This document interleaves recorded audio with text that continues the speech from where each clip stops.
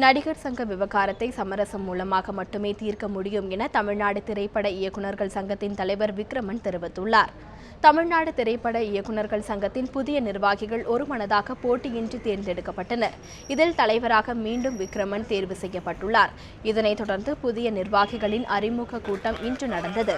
பின்னர் செய்தியாளர்களை சந்தித்த இயக்குநர் விக்ரமன், நலிந்த இயக்குநர்களின் வாழ்வாதாரத்தை மேம்படுத்த பல்வேறு முயற்சிகள் மேற்கொள்ளப்பட்டு வருவதாகவும், மேலும் திருட்டு விசிடிகளை ஒழிக்க விரைவில் பிரதமரை நேரில் சந்தித்து மனு கொடுக்க உள்ளதாக தெரிவித்திருந்தார். காப்பிரைட் சட்டத்தில் ஓவரால் இந்தியாவுக்கே அந்த மாற்றம் தேவை.